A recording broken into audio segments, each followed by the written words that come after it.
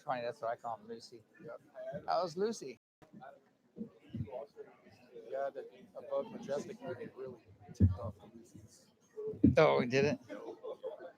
I feel bad. I haven't watched that yet. I gotta get. Yeah, it's free. You have to check it out.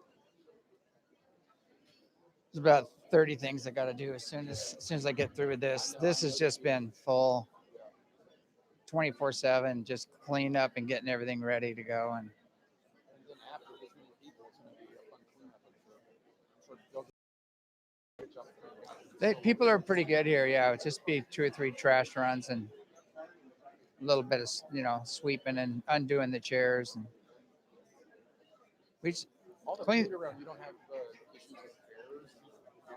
Nah. We had one cougar come through here a few months ago. For 33 years, I've never had a problem, and this one cougar came through and it killed 3 sheep and tried to attack one of the workers, and we shot it. We didn't want to do it. It's big too. It's a big cougar. We had to shoot it. But I've had to shoot 2 bobcats and a lynx, killing my chickens. I opened up their third eye and told them to say hi to God.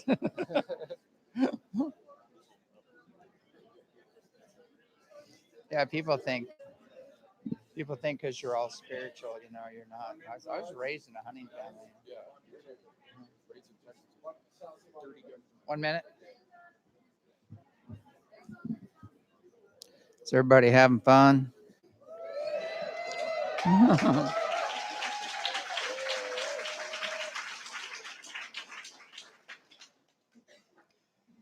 Sure got a nice panel up here. It's going to be interesting.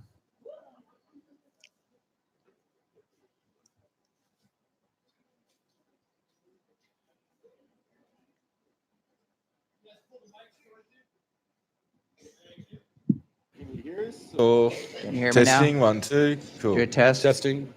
Test Barry. Test it. Test. Barry. Show you right. Test your mic, Barry. Isn't that right, Barry? Yeah. Greetings. This is James Ginnell with As You Wish Talk Radio on the BBS network, and we're also live streaming on YouTube at Eceti Stargate. So we've got quite an audience here. I think we got about 300 people. I'm not sure. It's pretty close to that. And I have an amazing panel here tonight, and the people here, the speakers that have come here, and the people here. I've just been awesome. And you guys are the most awesome group I think we've ever had here. So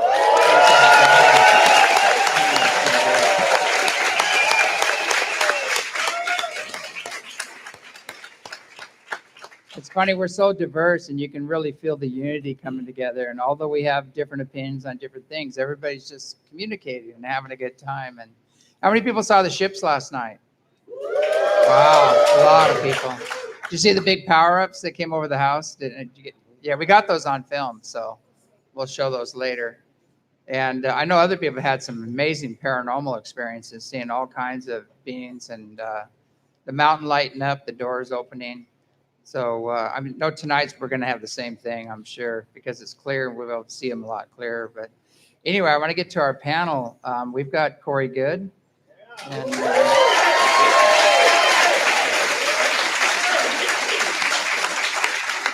he's gone through a lot of tribulations to get here, and we're always happy to have him. We've got Barry Middleton. Yeah. Barry. And we got P-Max in the hall, Peter Maxwell Slatter.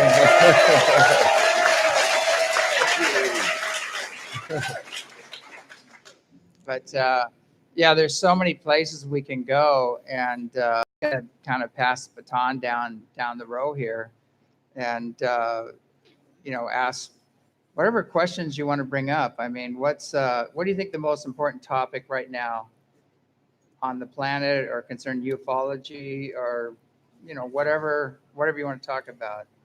Well, I guess we can start with the turmoil. Yeah, exactly. Yeah. There you go. I think over the last 3 years, one of the major things that my team has been working for is unity in the community. That was, it's all that on T-shirts and on memes, for 2 or 3 years. But where's the unity, right? Right? I think, the Edge of Wonder boys earlier today said it when they were saying that a situation is being created to where the good guys are on one side, the bad guys are on the other. Everyone is self-identifying right now. If you lean towards the darkness, then that's being exposed. If you're service to others and about the light, that is evident as well. So at this point, we can strive for unity, but what we really need to do is focus on bringing as much of the community together as possible to make sure that we keep control of the disclosure narrative, but also control of the narrative of just the esoteric community. There are all of these entities that are coming in, buying up events, really trying to control the narrative and trying to control the community. And a lot of the smaller groups are being cast out and left out. And we need to come together and basically compete with the other side. That's what I think. All right, thank you.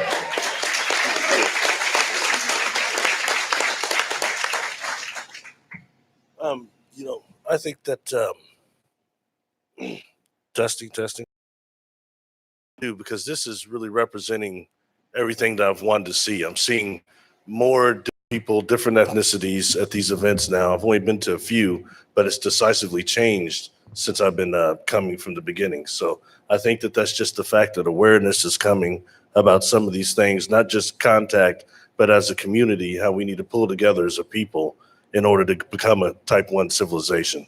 If we're at that point and we're at that shift of consciousness, it's going forward, but I mean, it's going to start in places like this, because I think everybody feels very comfortable with being who they are right now, that we got to take this and return to the normal, regular working world and try to manifest it there.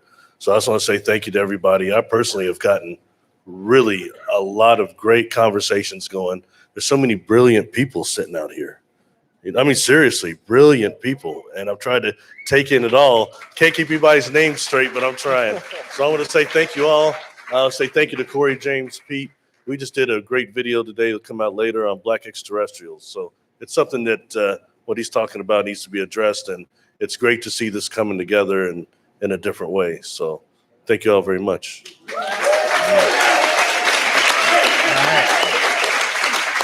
Barry Littleton, great, awesome. So we've got Peter PM in the house over there. So take it away. Yeah, I think what's here over the weekend needs to be done worldwide, and we the people need to start controlling that, but getting the truth back out. Stop looking to mainstream groups, mainstream media. You'll find that a lot of the time the people that are being blacklisted are those that they dwindle for years in the background. And what happens is, James has talked to me about this before, where point people, they'll end up coming back to the point because everything else is bull crap. It eventually fades out and the truth comes out on the situation. So I just think we need to start taking control of the narrative, which is truth, unity. Unity consciousness doesn't divide. It's exactly that. It's unity. So we need to come back to that place, but really we need to start doing more and more of what's been here over the weekend, because coming together, accepting each other's differences, but learning from each other. And we've all got that piece of the jigsaw puzzle. We've got to start putting that together as a collective, and from there we'll thrive.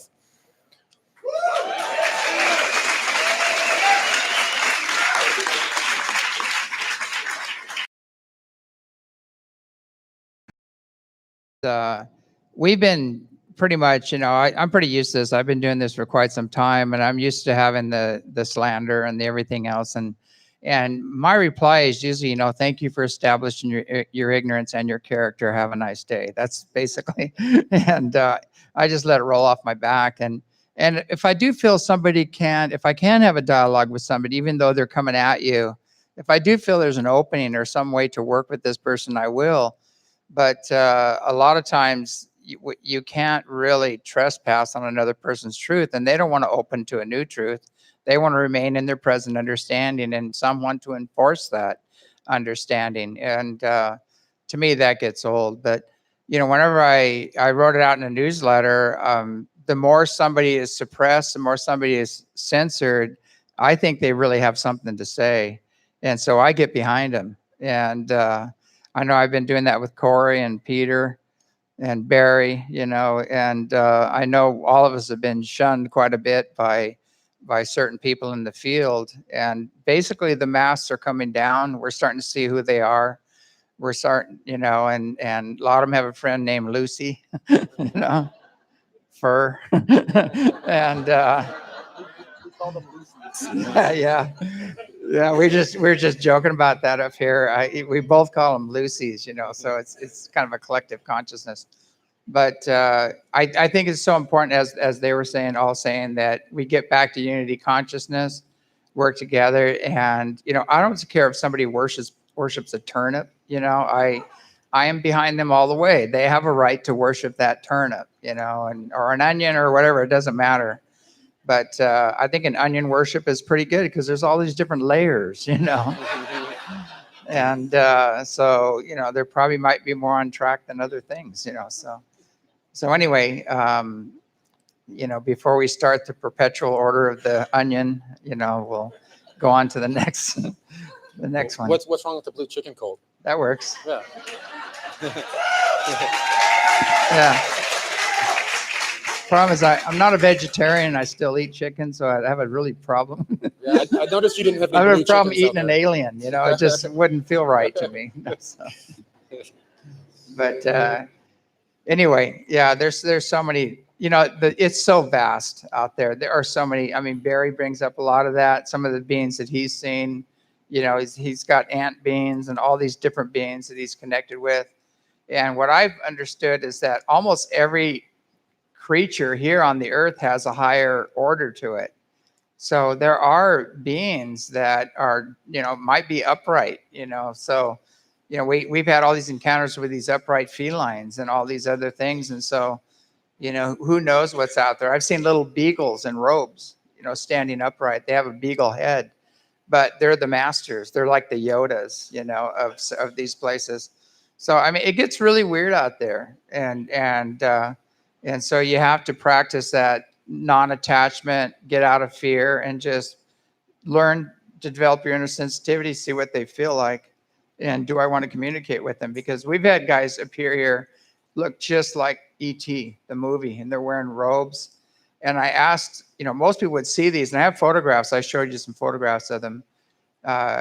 People go, didn't that freak you out? And I said, no, I sit. You got to master fear. I sit and I sense them, I tune into them, and I found out these guys are like grand masters. They're the masters of the masters. They're very ancient. They've been around a real long time, and so it's just so diverse out there. The fact of the matter is, imagination is real on the level of imagination. So what's not real? And that really helps you master judgment, because there's thought planes, mental planes, everything goes out there.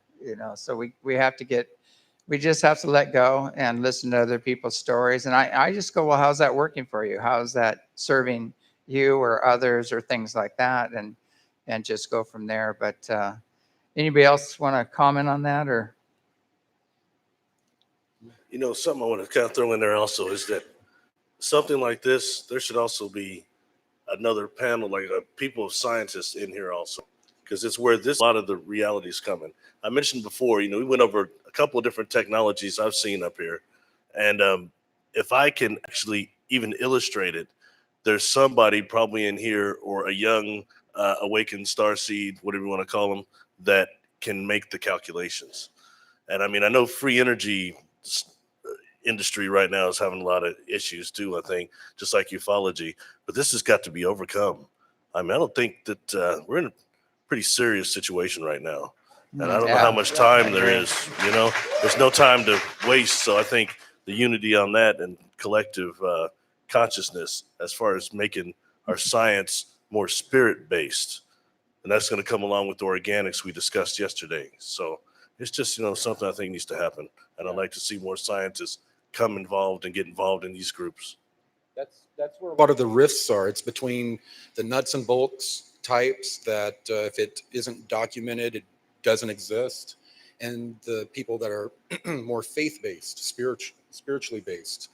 In our movie Above Majestic, one of the major themes of the movie was that as you evolve and expand your consciousness and or as you develop technology, you need to match that growth with consciousness. Because if your technological growth occurs faster than your spiritual growth, that's how many civilizations have destroyed themselves on this planet and off. So why do these types want to suppress the spiritual side? Why do they only want the technological, the AI, and all of that to build out? And a lot of it does tie back to the Luciferian agenda. It's an AI transhumanist agenda. So that's one of the reasons why we're having a lot of problems bringing in scientists to work with us and even take what we're saying seriously enough to, try to, use some of their equations against our information. It's been pretty difficult. They definitely have the giggle factor in there, and they have their pensions and their positions, and they've written books, but this information goes far beyond that. And when these scientists do come up here, a lot of times I get challenged by them, and I said, well, you agree there's at least 11 dimensions out there, correct? And said, yes. And I said, well, then this exists. So now you've got fading out here. So you have, so now you're demanding physical proof of non-physical dimensions or non-physical evidence. I said it doesn't work that way, but we do have technology that does go into the fourth dimension, which is infrared, and fifth dimension, which is ultraviolet and things like that. We do have technology now that can see into those dimensions, and the cameras can see more of the visible light spectrum than our eyes. And so now with everybody up here with their cameras and their infrared goggles and the night vision and everything else, they're just getting the most incredible footage. So there are ways of doing it. You just have to be open to it and learn to bridge the two, the spirit and science and the higher dimensional realities. One thing to add to that, there we go. I think it's got to come down to what's been talked about already too, which is we need to have the level of consciousness to be able to deal with these technologies. Like an experience I did have with the reptilians years ago, they were showing me that they've peaked at their stage of evolution because of their intention with their consciousness, because they're in service mode to rather than service to others. They've peaked where they. So the more that we as a collective can join together, we've got our individual aspect, but then there's also the collective aspect. Once we can sort of start to master both of those as a civilization, then I think a lot of this will pump out a lot quicker, because we've got to be able to have the level of consciousness to deal with what these devices can do for negative and positive as well. Yeah, I agree with that. There's some things, if you had a craft that could go, several thousand miles instantly, which is what counter-gravity does, and you have unconscious terrorists out there, that probably wouldn't be a good idea to put that in, Right. in their hands, or things of that nature. So we do have to evolve and choose peace, on universal principles or universal law as a planetary thing. I think that's so important. Now, what I've seen, I'd love to get your comments on it, is that there seems to be two factions here, and this is the same scenario that we did in Atlantis and Lemuria. Atlantis, they wanted control and domination. They used their technology to power over others, and now we have the same thing happening here. We have the deep state and their technologies and this major surveillance and misuse of weapons, chemtrails, everything else. We have that same thing going.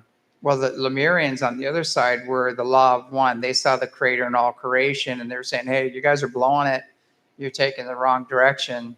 And we have that same thing happening right now on the planet, that same choice. Are we going to use our technology in service to humanity, or are we going to do it to control and dominate and things of that nature? And I think we're going in the more positive direction, but I'd love to get any of your takes on that, or where do you see this going?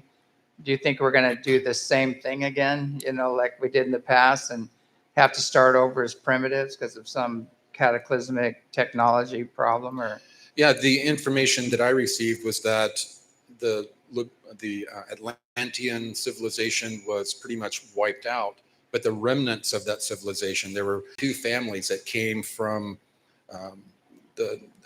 from Mars, and they went to the moon for a little while, and then they came here. There were two families that in Antarctica.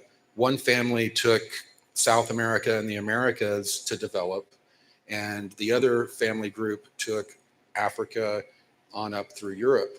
And when the last solar cataclysm occurred, it destroyed a lot of their technology, and they were not able to fly around as much, and they weren't able to meet each other. And that didn't occur again until right around the time of Columbus. There was a reason that the Illuminati were funding it. They already knew that the land was there, and they had long lost family there. And what has occurred is that these same beings that made those mistakes during the time of Atlantis, they've remained in a certain amount of control, and they've been guiding us to make the same types of mistakes through the same types of agendas. And what's occurring now is we're leading up to another cycle of some sort of solar event. And I believe, from what I've been told, that because when the solar event occurs, it is once again going to create a situation to where these pre-Adamites and the reptilians, who I am told worship something akin to an AI god, that is going to be cleared, and we're going to have an opportunity for the first time to not be manipulated and to develop on our own. But right now we're all fighting to get to that moment, or fighting to keep our heads above water until I think the universe assists us. What was that? I don't know. Somebody throw something at us? We have things move around here by themselves now. Okay. You know, I think that right now, when speaking of Atlantis and Lemuria, we've got so many souls right now that are incarnating that have memory of that, past life memory of that. And encountering a lot of people generally that when they've been in Atlantis, they tend to have a fear of water problem, fear of drowning, things of that nature. But I think that right now is a time when a lot of us are reincarnating, a lot of people that are ascended masters that are not being known as that, but that's what they are within their own perception, own awareness, all right? And I think that that's what's happening right now, to erase and actually start dealing with some of the karma of what happened in the past to try to stop it. I also believe that there are factions here that are willing to help if we reach out and if we can actually just operate on a collective consciousness and reach out to them. We're seeing it out here. We're seeing different things like that, but it's got to be more on a global scale. I mean, the Vulcans aren't just going to Do it. come in and land, are they? Yeah. And like, I think we've got to remember too that, you know, we've had the Lyran Wars, the Orion Wars, system, Orion, Andromeda constellation, and also out into the Andromeda galaxy and beyond.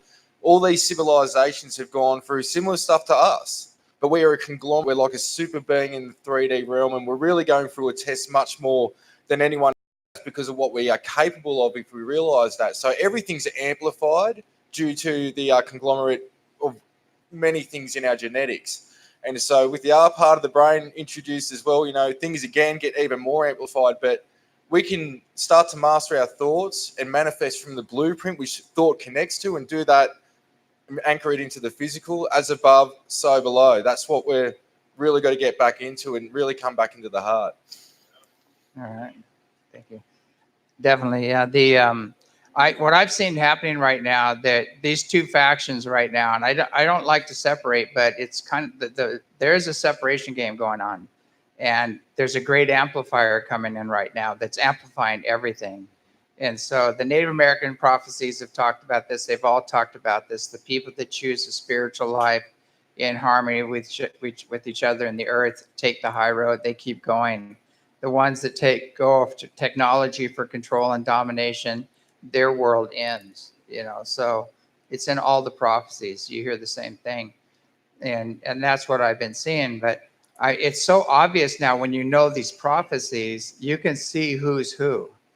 And who's playing which side. So, and it's very evident now, the people that are pushing the hate, the the race card, the gender card, the division card. They're creating all these divisions. What they do is they're playing people like a fiddle. And so if you've had any trauma, if you've had relationship trauma, emotional trauma, even old trauma like ethnic trauma or whatever else, they're playing that like a fiddle, and they're getting you all worked up. They're feeding on that as well, and they think that's a power base for them. And that group, what if everybody went to one of these rallies and just started hugging everybody, hugging each other? It doesn't matter what color you are, what culture you are, it doesn't matter. It's really important. The one thing I wanted to say is I know Corey has his blue guys out there, and it was kind of funny. Barry asked me once, he goes, "What's the deal, man? You talk about these Pleiadians, these Nordics," and he goes, "Where's the black guys? Where's the black ETs?" And he's something like that. And I thought about it, and I said, I've seen gray ones, I've seen blue ones, I've seen purple, I've seen all these different beings, and I said, nobody's come to me yet. I go, I can't say anything's real because it's not come to me, but I'm sure they're out there. And the very next day, this beautiful black ET shows up and goes, "We're here,"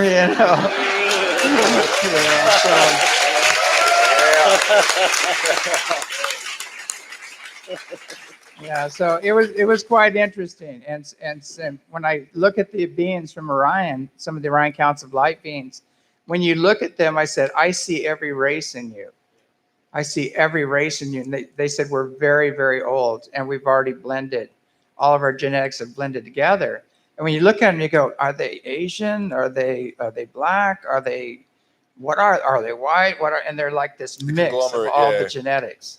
And it's amazing, seeing that. And these beings are 6-dimensional beings, so they still have a form, but it's just amazing watching this. So it's funny because I'm glad that Barry's out there bringing this question out and saying, hey, because everybody's talking about the what were you calling them? The Fabios. Yeah. Kevin Sorbo as Hercules, and maybe Christy Brinkley, National Lampoon's Vacation. Yeah. But I've had quite a few, like even kind of panther type beings that have multicolored. They have black and different stripes on them and things like that showing up. But I asked them, I go, how come I haven't seen these other beings? And they said, you're under our coverage. I was under the Pleiadian, the Orion Counts of Light. And because of that, because I was under their wing, the others were kind of stepping away and saying, no, we want you're working with them right now. But before that, when I first had my drowning, the second near-death experience, when I came back, I didn't want to talk to any of these guys. They're all spooks to me, I don't know what I'm only talking to Jesus. That's it, So he was appearing to me, and he said, you need to, and he was teaching me from within and meditations. And then he said, then he brought Babaji in and he said, you need to learn Eastern thought now. So I studied 12 years of yoga and bhakti yoga and things like that. And then next thing brings White Eagle in. He says, now you need to go work with the Native Americans. So I sat with them. A lot of chiefs come here on a regular basis and went through learned their process. And by the end of all that, finally, I just go, same. We all go to the same place. We all come back from the same place. But there's these signposts and cultural pathways, but they all end up at the same place, and that was the conclusion I came to. But I'm seeing it's the same thing with the ETs. There's this huge unified field we all exist in, and they're just using more of it. They're taking in more of that unified field. And we can take in the whole unified field if we want. We have that capability, but through a lot of their history, they didn't have to start over as primitives, and they aren't having to deal with all this race war and gender war and all this other crap that's going on right now. And I think that's the path we all need to get on. But I'd love to hear your comments on that. Anybody else want to comment on that? Just to kind of add to that, it takes it a little different, but something just to say, when right now, on this planet, it's a lot of darkness, a lot of negativity.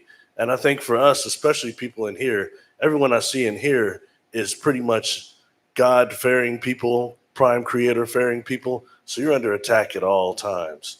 That's really what it is down here. You have to stay protected at all times. And remember that it's the negative thoughts. A lot of these entities begin as negative thoughts. They start building up enough energy that they use our own pineal gland as a wormhole, and they start manifesting out into your third dimensional life, and normally in a way that affects your finances and stresses you out.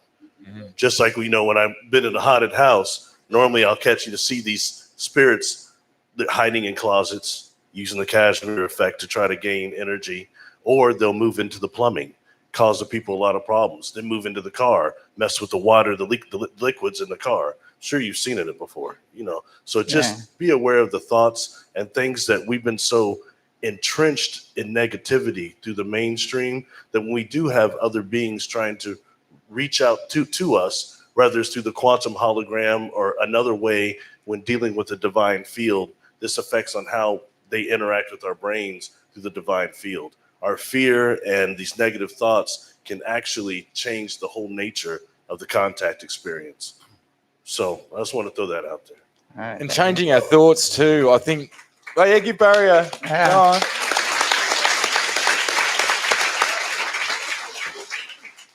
I think as I went over in the presentations and other talks and that, our thoughts are the key to all this, like everything that's happening, whether we have, and I do see a possibility, unfortunately, that there could be race wars started up again, religious wars. We've got all these things that divide us, and this is what they play on, and it's all activated through a thought. We can be somewhere somebody does us wrong. We can have, love, compassion, forgiveness, but we could react. That's the flip side. We could punch him in the head. We could, do whatever. But this is where we really need to take notice of our thoughts, because they're like seeds. They can grow beautiful fruit, or they can bring up fruit that's just got no nutrients. It looks dull. It's ugly. This is where we really have to start at the self-mastery level of looking at our thoughts, observing them, and then going to a place of love again and see how we react after we can do that, rather than just being reactionary mind. Because like you were saying, we've got the R part of the brain. That's where our fear, lust, greed, our triggers happen. And the reptilians know that, and the R part of the brain's around that. And so with that introduced, this is where, as we've talked about, getting on a loop, they can give you loops on something you did 20 years ago that has been dealt with, and you're like, why have I been thinking about this for 3 hours? So we're in a war on thought right now, and that's what we've got to take notice of. It's a war on consciousness. Exactly. Yeah, war on consciousness, yeah. Yeah, this is a consensus reality. We all create this reality together through our thoughts and our intentions. If we're expecting something negative to happen, we're going to make something negative happen. So consensus reality, for them to control it, they have to control our thoughts. That's why mind control is so important for them. If they can control our thoughts, they control our reality. All right, great. Thank you. Yeah, we have a saying here at the ranch. There's two things we say. Just because you're dead doesn't mean you're enlightened, and just because you're an ET doesn't mean you're benevolent. And so the more important one is, if you don't like what you're feeling, do a healing, so. And we teach people how to heal here, and it's very simple. It's on the cards, it's in the books, it's in the back of every book that I've written, because it is so important. And we all have guides and masters waiting.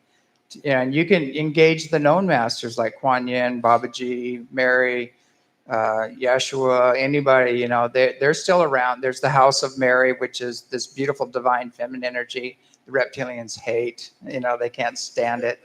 It's like mama going up to hug the bad little boy. They run away. But it's kind of, we're actually going to do that clear out the space.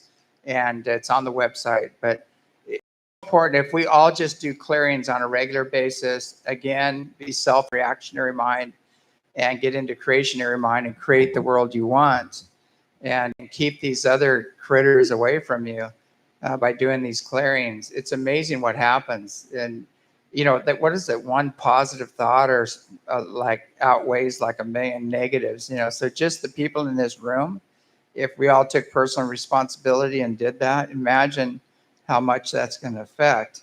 And this show is going out to, I think, 88 affiliates in 33 countries right now. So everybody that's listening to this show, if you do the same thing, guess what? We can turn this planet around. Yeah.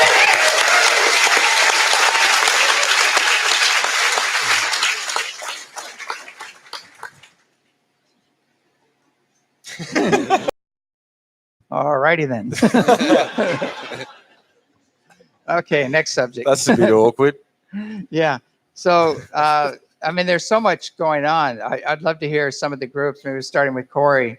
I know he's had several groups, and one of the questions I'm wondering about, you got the secret space fleet, but then you have all these higher dimensional beings. Is the secret space fleet actually working with the higher dimensional beings, or is it kind of split? Or Well, not on purpose. yeah, yeah. A lot of times they end up working with higher dimensional beings, are helping higher dimensional beings, both positive and negative, not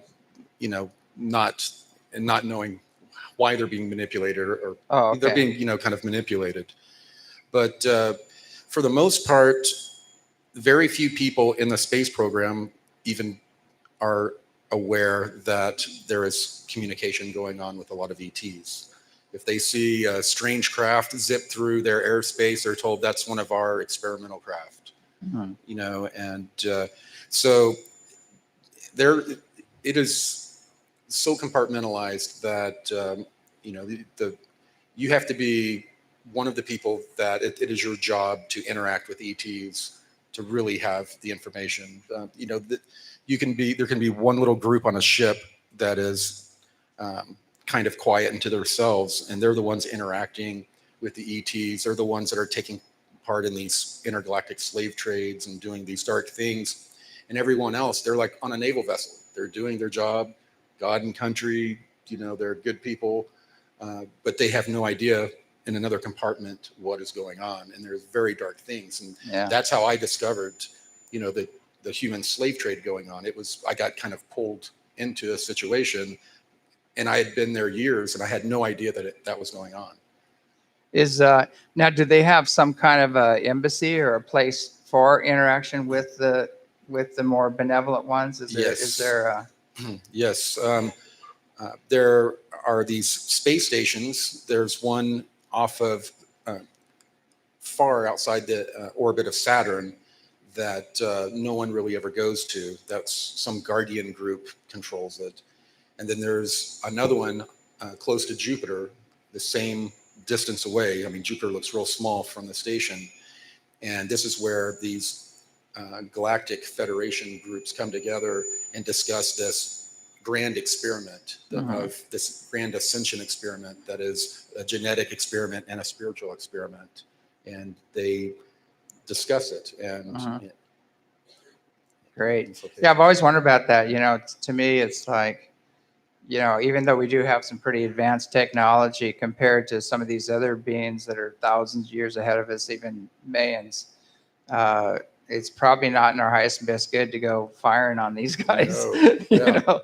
Yeah. They could turn the planet into a cinder if they wanted. But I'm really hoping these guys aren't trigger happy out there.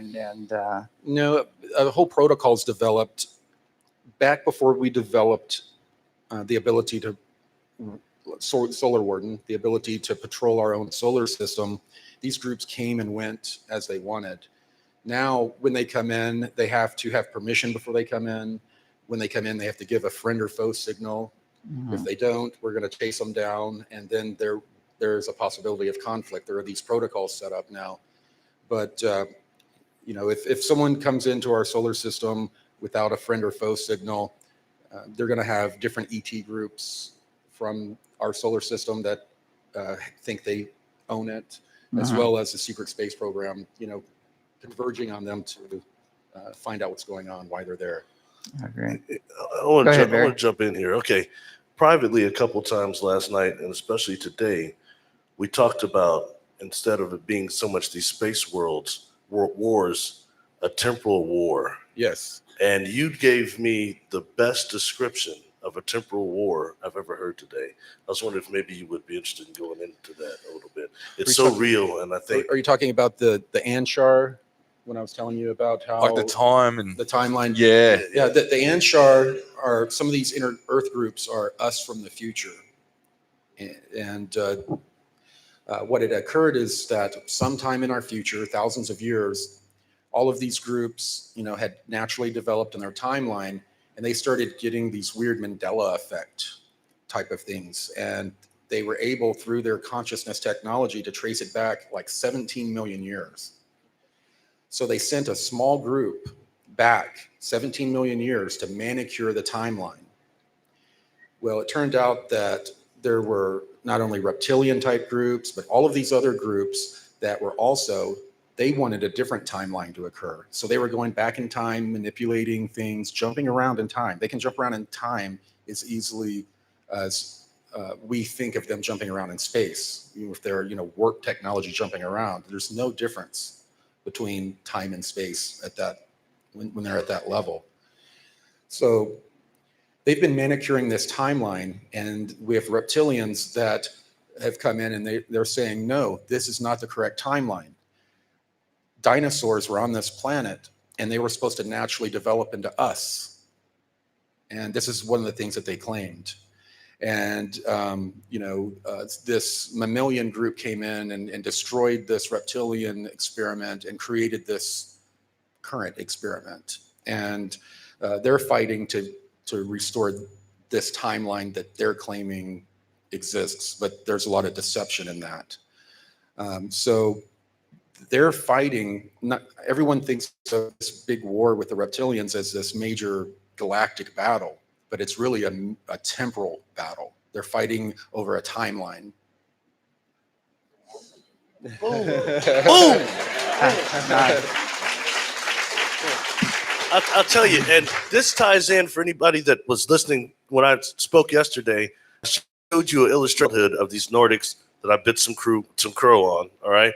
But nonetheless, when we started talking, and I'm convinced that those are time travelers, based on the fact that there were windows in this craft, and in the room I was in, it looked like a holographic, almost recording station.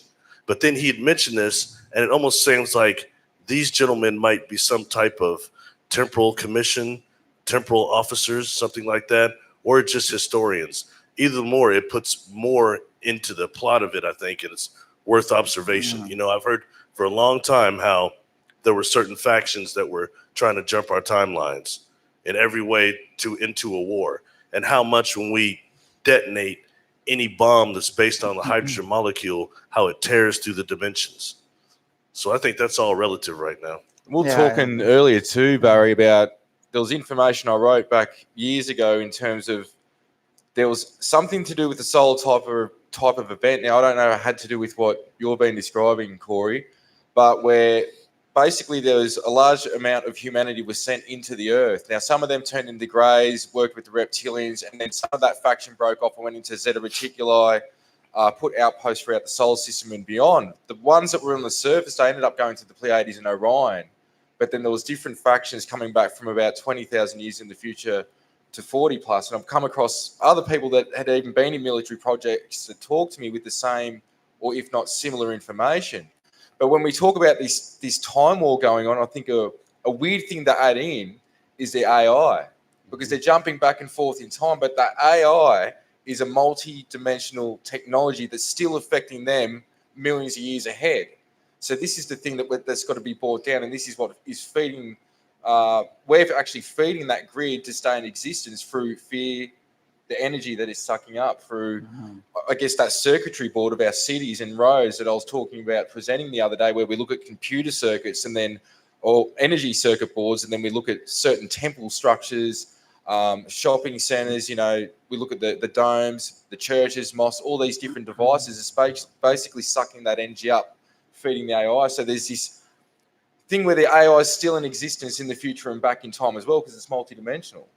If you're a geek like me, Star Trek geek, this sounds very much like Star Trek Voyager and DS9 dealt with what they call the Temporal Cold War. And I think that's somewhat accurate to what we might be witnessing here. Well, all ETs, everyone in the secret space program, when you use this technology, they're all time travelers.